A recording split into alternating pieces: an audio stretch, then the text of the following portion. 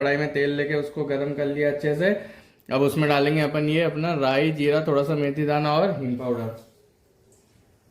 अब डालते अपन ये अपनी कटी हुई हरी मिर्ची।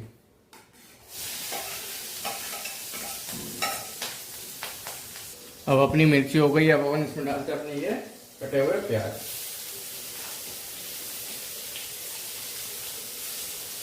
तो डालते अपन इसमें ये थोड़ा सा नमक।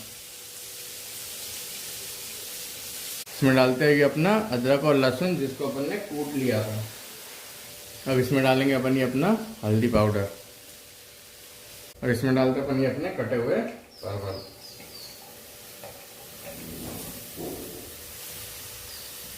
डालते ये नमक।